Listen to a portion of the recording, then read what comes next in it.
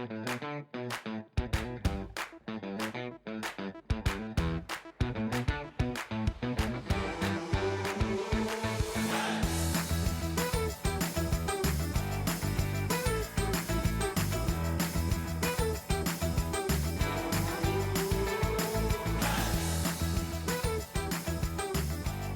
everyone and welcome back to another episode of Square Talking, the Cheshire Freemasons podcast. I'm one of your regular hosts, Ian Collins, and it's great to be back with you guys. My other hosts are with me today. Neil, how are you? What's been happening? I'm good, just working hard and keeping out of trouble. Oh, keeping out of trouble. As much as you can. As much as possible. Keith, how's things with you? Good, thanks. Yeah, usual mix of work and going out and doing different things. Enjoying the sunny weather, which we've been having recently. Yeah, it's been good. I had a little bit of a stressful day today. I had my medical today, so I had to go see the doctor. So he allowed me to go flying for another year, which is super exciting. So, do you have to have a medical every year then? Yeah, every year, yeah. And well, as soon as you get older, I think we can become 6 monthly. Huh? You've got to pass a medical test. What did he do during this medical examination? Well, it's not too strict, but they just check that you can see and blood pressure and all that sort of stuff. Read the number plate on that plane over there. Yeah, that's it, yeah. That's it. Well, it's great to be back. We're excited. We've moved venue tonight. We're in Neston Masonic Hall on the Wirral. And what did you guys take away from any of our last episode on the busting the myth? Yeah, well, for me, I think it was the idea that we've all heard the same things, we've all heard the same myths, and what's being said, but also we all knew that a lot of it was nonsense, really. But yeah, it's just kind of like this general feeling of we all came into Masonry knowing what those myths were, but we've when on our journeys we've all found out what it's truly about. Yeah, I thoroughly enjoyed the episode. I thought it was great to talk about that stuff and get some more of the information out there. Neil, did you have anything? I know you were talking a lot about true crime, your true passion. Yes, it is always great to kind of discuss these myths because I love anything like that. But as we discovered, a lot of what the public think Masonry is about, it is wrong, and that's what this podcast is all about. It's about dissolving those myths, clearing the fog away so that people can see what Masonry is really about.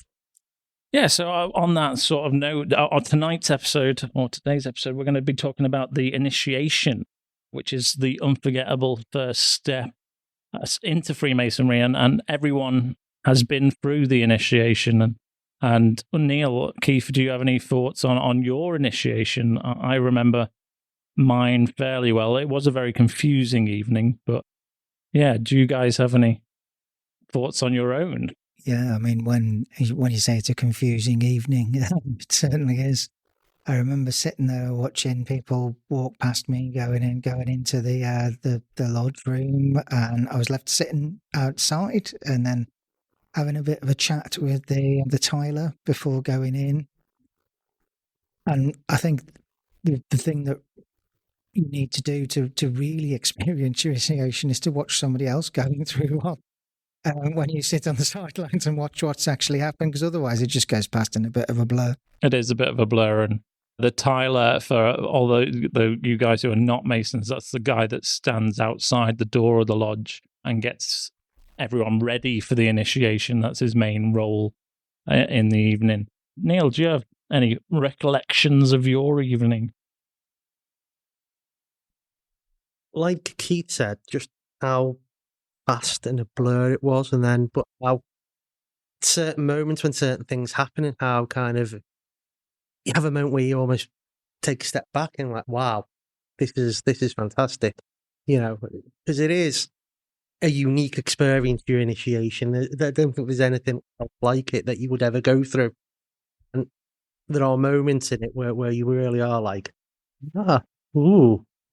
Yeah, interesting stuff.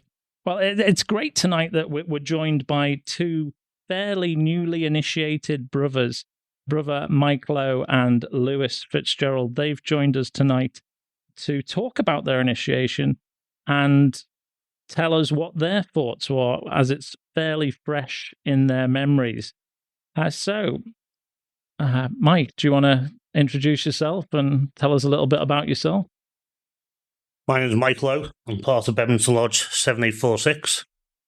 Been a Mason now since December 2024. I have to say, fully enjoying it so far. Excellent, thanks. Lewis? I'm Lewis. I'm part, again, as Mike, part of 7846 Bedminster Lodge, and I've been a Mason since February 2025, and I've loved my experience as in my short tenure of being a Mason. So, Mike, I'll ask you first. So what made you interested in becoming Freemason in the first place? Well, about 14 years ago, I was speaking to a chap called Mike, Christian, but put an idea in my head about Freemasonry. I said, no, you should look into it, worthwhile looking into.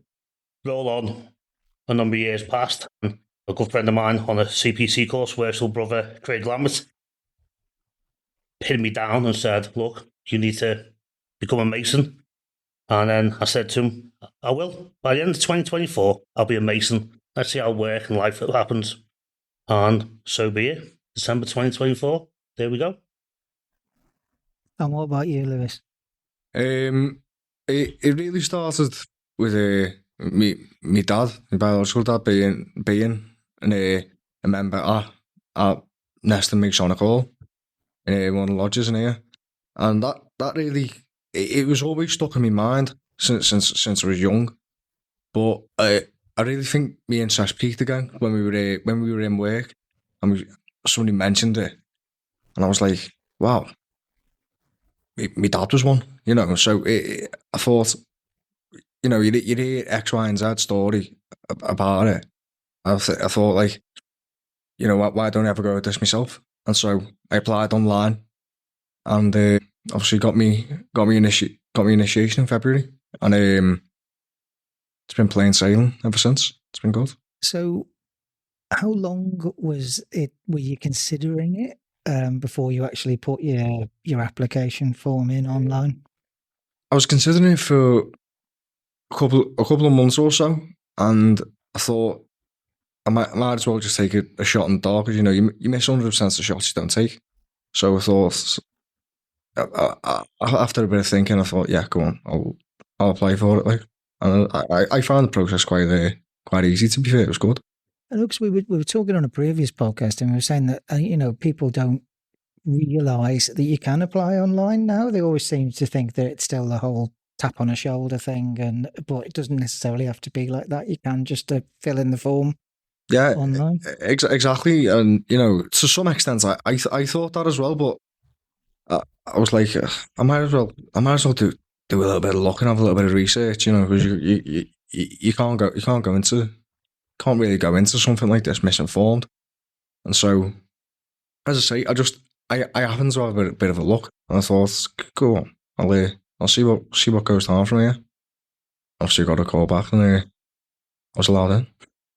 Okay, and Mike, you said it was a few years between the initial kind of like thinking about it and actually joining it. Yeah, I think, like I say, 14 years ago, having a conversation, then obviously speaking to Craig, and he was like that, come on, Mike, you need to do this. And over that 7-year gap from that initial conversation all the way through, kept on coming up with questions, as is the encyclopedia of Freemasonry for myself. And he was like that, look, you need to stop talking about it now, and let's do the walk. Yeah. So did you do any research yourself, Mike? As Lewis said, it looked some stuff, looked at things online and what have you. Did you do any research, or was yours just all asking? Just asking, and was with Vivian Barclay as well. Then my first, my second proposers. It's literally just in their head as such. Every time I ask a question, it was either they could answer it or they go, nope, you're going to have to come into the fold to be able to answer that one. Yeah, I mean, that was something else that we were discussing previously, is it's tricky when it comes to the research of it, because you don't want to go into it too deep and spoil it for yourself, because stuff is available out there online. which brings me on to what did you think that the initiation ceremony was going to be like, and how did you feel before it? And I'll ask that one to you, Mike. For the actual initiating night, I got round with a couple of Freemasons. Had some advice of Worshipful Brother Dale to not read anything online. He said, don't go home looking stuff up. Wait until the night. Go in and experience it firsthand, and don't ruin it for yourself. And the only thing I got told was to make sure I was wearing a black suit, black tie, and ensure I was wearing black socks and make sure they're matching. Yeah. That's the only bit of information I knew about the night itself, rather than looking at anything online and ruining it for myself. My partner will not let me go out if I do not have matching socks on. She has a bit of an obsession about matching socks. Well, I mean, I don't think my wife's bothered as long as I've got socks on in the first place. Just walking out barefoot. But yeah, but Lewis, what was it like for you? Because obviously, you applied online. It's like, was it different when it came to before you went in and you had the initiation ceremony? To some extent, it wasn't. Now, I went in not knowing anybody there previously, as of my knowledge anyway, and so it started off really in about August 2024, give or take. We met up at the Stags, and we basically just like got to know each other and talk through the process, and then a couple of weeks before my initiation, I think, we got together again and discussed, what might or might not happen during the night without spoiling anything. Do you get what I mean? Yeah. So it was the same as with Mike, where got told, turn up, black suit, black shoes, black socks, and yeah, that was it really. Go in, expecting something, but nothing as well. Yeah. So it was the same. It was the same with me with Brother Dale saying, don't look anything up because you might ruin it for yourself, or you might expect too much, or you might not expect enough, and So it's pretty much just go in with the blanket over my eyes, so to speak, and just see what goes down on the day. And I think that really promoted my interest in what my initiation was going to be like.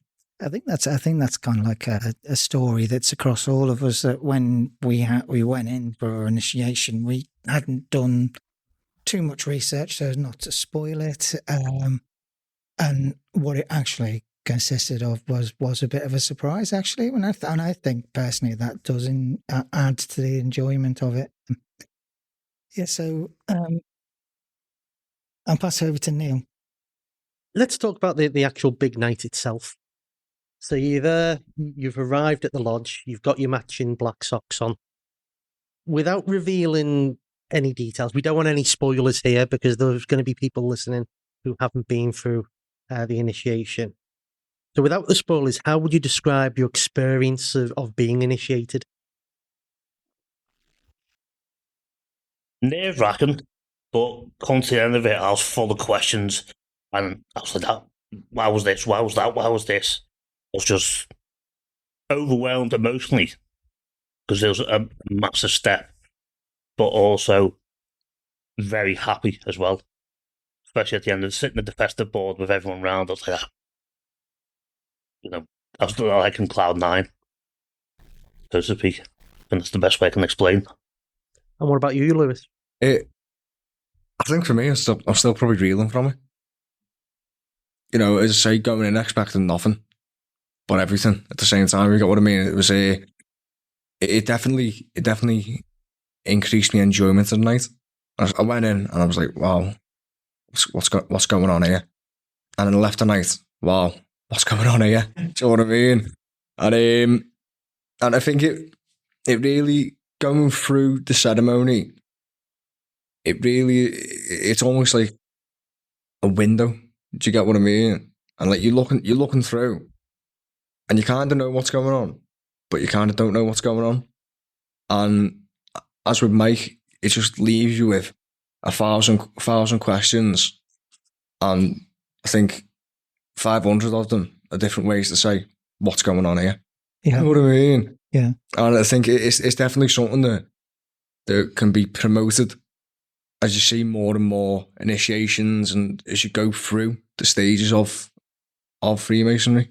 It all does eventually fall into line, but that first point of your initiation is what really starts the why aspect of it.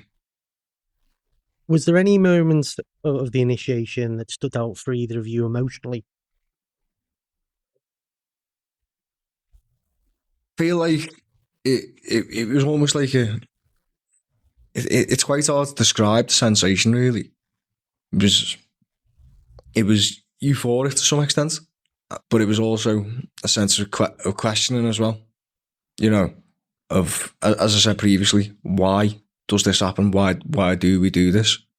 And I feel like it was something that was both interesting and almost relieving, because as I've said previously, with not knowing what goes on beforehand or what it consists of, you get to have a feel it really.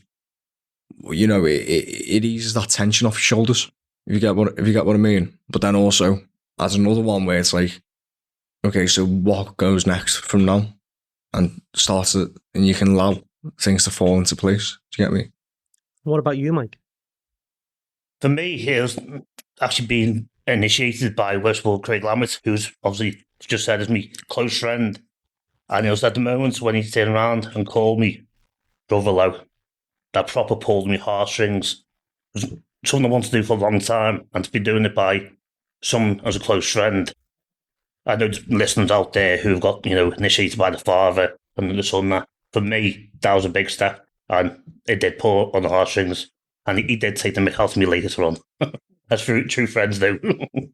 So when it was all over and done, what was kind of going through your head then? Blown away, as we've already discussed, both was so many questions about what had gone on, why we did it in a certain way, what's this, what's that, and it just asked me more. I was asking more questions about what's next. Can you answer me this question now? Can you answer me this question now? Right, while we did that, that was going through my head, and that height of just happiness. And did you feel the same, Lewis, or did you have any different thoughts? Yeah, I felt the same. Really, it was a nice sense of belonging when arise, Brother Fitzgerald or something, and as I say, it's the same as Mike. Really, it's a sense of happiness, sense of belonging, and I'll be honest with you, I was a bit blown away to actually think like, what, to process the emotions. It probably took me about a week to think, wow, so I'm part of this now. You know what I mean? So, And since becoming brothers, have you felt welcomed into Freemasonry? Absolutely, yeah. I think, especially being young as well, it certainly does contextualise that, you are brothers no matter your age, your role, anything. You've all been through that same thing at different points in time, so. Have you felt supported, Mike, since joining? Very welcomed and supported by all members, not just from my own lodge, but from other lodges. As Lewis has just said, we've all been there. We've all wore that white apron. So, and the support is just fantastic wherever you go. There's someone that finds out you're Mason, you get chatting, and then they give you a bit of advice, especially trying to pull you to what Royal Arch you should be going to and whatnot at the end of it. That's the thing. It's something we instantly all have something in common. If you know someone is a Mason, you've got that thing that you can talk to them about and, build friendships upon. I'm going to put you on the spot now. If you could sum up Freemasonry if you could sum up your first impressions of Freemasonry in one sentence, what would it be? Full of history. Such a big charity giver, to which we don't broadcast. We're not plastering over the news. We're just gang of men, making each other better, and doing charity work. For myself, I'd probably say it's a historical charitable organisation of gents that feel like they can all agree to one goal, and through each other's brothership, progress themselves and their fellow brothers. Excellent, gents. So, obviously, let's just have a quick recap about where you're up to. Mike, have you done your third degree now? So, you've had chance to do the second and third? Yes. Yeah. And Lewis just still an apprentice, yeah. Still an apprentice. So, since joining, what have you found then the most rewarding aspect of it? I'd have to say is the history is the history and the knowing of what good we're doing ourselves and improving each other. Okay. Lewis, do you have anything else? I agree with Mike. I'll be honest with you. I feel like absolutely it's the history, it's the belonging, it's everything. But it's also you know members of your lodge and people who've come to your initiation. You get to know them, but it's also you're part of something that other people are part of that you might not know a part of, and so it's kind of almost like the feeling of question. Do you get what I mean? Yeah. And I feel like, like I've met people who I didn't even know were Masons who I've known for years, and it really, it's quite strange to say, but it's quite fun. Do you get what I mean? To try and figure out, like, who also believes in the same stuff I do. You get what I mean? No, it's great. And obviously, Freemasonry being as old as it is, we use a lot of strange words and different sort of ways of doing stuff. So, what's been the hardest thing, do you think, that you've had to get used to with Freemasonry? For me, is exactly what you just said. Is the correct wording for rituals. You go through it and you think, yeah, I know this now. And you practice it again and you go, that's totally wrong. Thought I had that nailed on the head. I'm sure you guys can remember the stage we go through and you think, yeah, I've got it now. I've got it. And then you go back to it 10 minutes later. No, I haven't got it. Let's do that again. Yeah, and I think for me, like, you think that you really know it, and then when it comes to the moment of delivery, very occasionally you can have a complete mind blank about what's coming up next. But that doesn't happen, fortunately, for Brother Neil, because he knows all of the Blue Book inside out, as he quoted to us the other week. I think you're taking my words a little bit out of context there. And I wouldn't claim to be the world's greatest ritualist by any means. In We're fact, only winding you up now. I am quite bad at it. I don't think we are taking it out of context, because you did actually say you know the Blue Book inside and out. We've all had that rabbit in the headlight moment where we're stood there about to do, say the working tools or something of that nature. And then you realise that there are 60-odd other men staring at you and you go blank. We've all done it. No, I completely understand. So have you guys had a chance to go out, and visiting is obviously a massive part of Freemasonry. So have you guys had a chance yet, Lewis, to nip out to visit any other lodges? I have, yeah. I went with my brother Craig Lambert and with my brother James Williams to Conway Lodge in Birkenhead. And it was a bit mad for me, really, because I seen my mate's granddad there, and I was like, wow.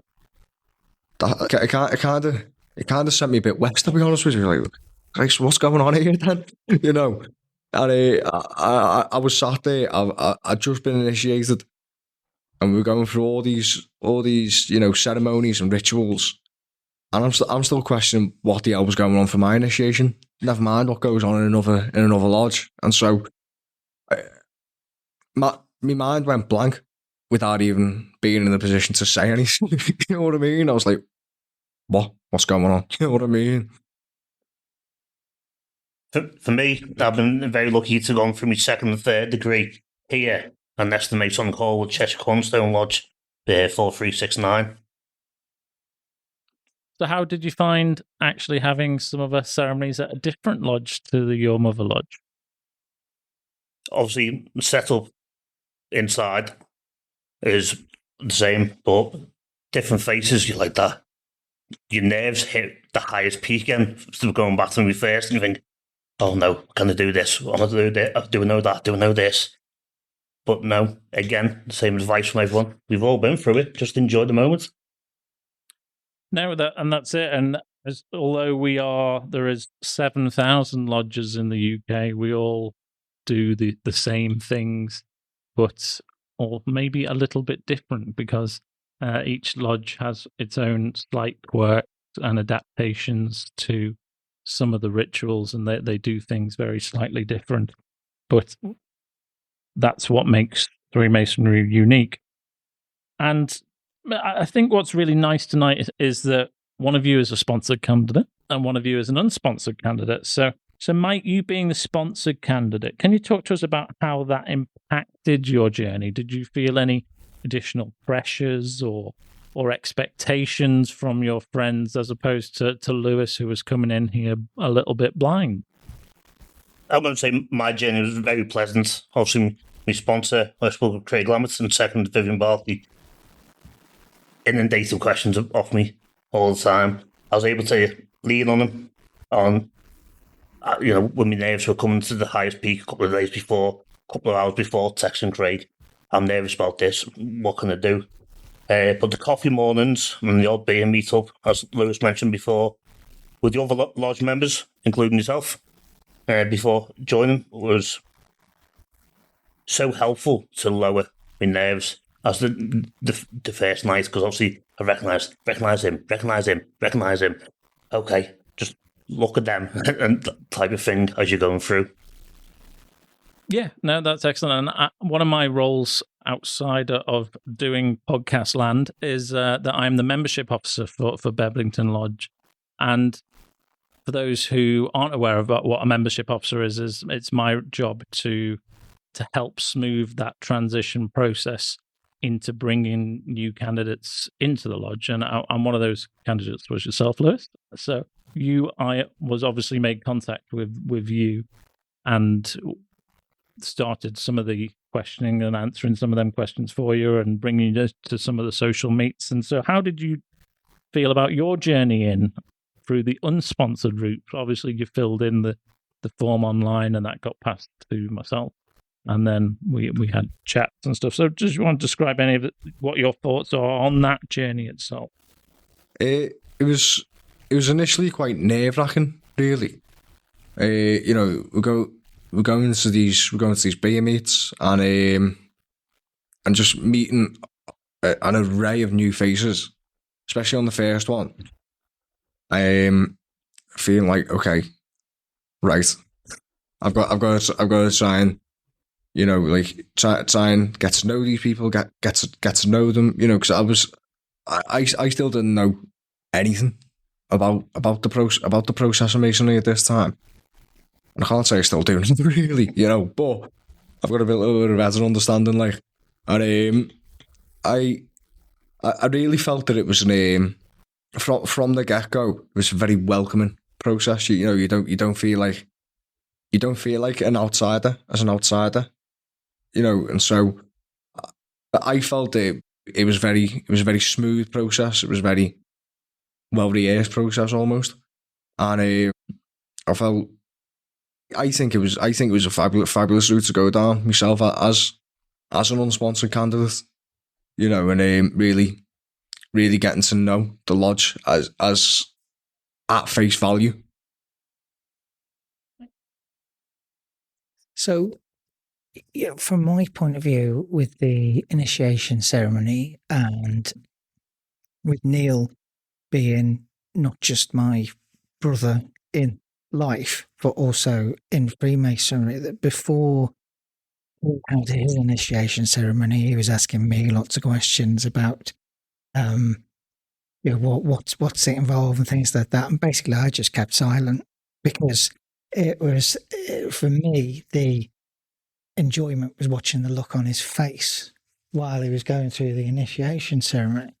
So for both of you, if you just imagine you're going into the lodge room, there's guy sat outside, he's waiting to have his initiation ceremony. What piece of advice would you have him before it happened, Mike?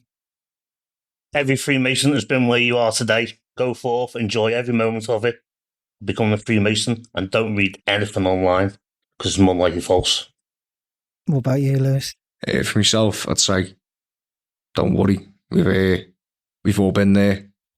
You're gonna mess it up, as did I, as does every single person who went through their initiation. So don't worry.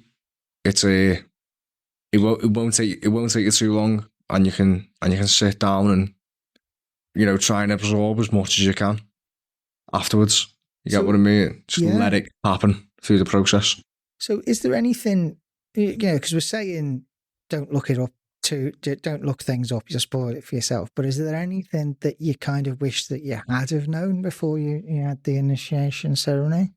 Being honest, no. No. Because I think it would have actually spoiled the night. Being totally honest with you. Going in blind is the best way, because then at the end of it, you sit there and you go, wow. And then you go and see one happen again, where you're not the candidate, you're sitting there and you go, so that's what was, now I recognise the jigsaw pieces get put together. And what about you, Lewis? Definitely check out a pair of matching socks. No. I think, do you know what? No, actually, yeah, I agree with Mike. You've got to try and you've got to just let the process happen, and then you can start researching and asking about it. Because it's when you're researching without knowing what to look for and knowing what's false and what's not. It's the blind leading the blind, really. It's like walking across the road with a blindfold on. You know what I mean? So yeah, 100% agree with Mike. I wouldn't change it. So for you, Lewis, you've only been in relatively short space of time. What's helped you the most in these early weeks, months of your Masonic journey? I'd say, the fabulous team in the lodge. The fabulous joining team. We have Brother Dale, as Mike mentioned before. You have Brother Iain, who's the membership officer, and Dale was ringing me. It's like, how do you feel about it? Any questions without spoiling the night. But I can answer them. So I felt like it was I felt it was all right. Like it was yeah. And what about you, Mike? You're a little bit further along. What helped you the most in your early weeks? The pathway team, mentors, and the other lodge members. Basically saying, we've all been there. Can you remember this? Can you remember that? Just the general talk about the night as well. Obviously, now you're in the fold as such. You can go so far and talk about it and go, yeah, I'm happy now. Okay. So I'm going to put you guys on the spot again now. We have an imaginary time show. And everyone who comes on the show, we ask them, if you had to put one thing in this imaginary time show, it will be opened up in 100 years' time, what item related to Masonry would you put in it and why? I'd say myself, probably my Entered Apprentice apron. When you open up that time capsule, you, depending whether you stay with your Masonic career, you open it up and you think, after all these initiations and all these stages that you've been through, you had the start, you had that initial spark. It's like an engine, really. You know what I mean? You can't, a petrol engine. You can't really have that 4-stage cycle without that ignition source. You get what I mean? And so, yeah, I'd say probably the Entered Apprentice apron. Good answer. That's great. Mine would actually be a photo of the members of the Festers Board sitting down. Because where else can you say you can go into a room, have a pint and a meal, sat next to someone who's 60 years older than you? I remember sitting next to a chap in our lodge, worship brother Jeremy Stevens, and no offence, he's in his 80s. I'm 40. I would never dream of sitting next to someone. It's not someone you go and sit next to a pub on purpose, but to sit next to them and go, wow, and have that conversation. So just basically show the age range between each Mason. Doesn't matter where you come from, what age, it's all the same. And that is something that we've touched on in previous episodes. The fact that Masonry does give you the opportunity to meet people you would never otherwise meet in your life and to learn from their life experiences as well. And I think that's another wonderful thing about Masonry. One last question to put you on the spot. Describe Masonry in 3 words. Historic, charitable, and uplifting. Oh, uplifting, I like that.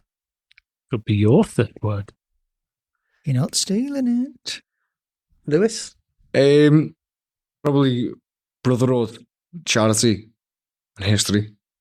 And at this point, Neil, have you got your third word, which we asked way back in episode 1? Oh, he's still struggling. No, okay, right, moving on. Okay. So, gents, thanks for your time tonight. It's been excellent to go through your honest, thoughtful reflections on what it was like to be initiated into Freemasonry. And what that's, I think, shown for me personally is that there's no one way to be a Mason. There is, every brother's journey starts differently, and there's no 2 paths that are the same way. And it's great to listen to every unique story that comes out from everyone. And all these stories build up a fantastic picture. So we really would love to hear some of your stories. If you want to share any of your initiation stories, we'd love to hear from you. You can email them to podcast@cheshiremasons.co.uk, or you can join us on the website cheshirefreemasons.org.uk/square talking, as well as our social media pages on Instagram and TikTok, I believe. Not that I do TikTok, but we are on there. The next episode, we're going to be talking to the Cheshire Digital Comms team, and they're going to be talking to us about the strategy for going forward in the future. So we are really looking forward to that. So really thank you for listening to the podcast today. It's been an absolute pleasure. And until next time, gents, shall we sign off? See you next time. See you next time. See you next time. See you next time.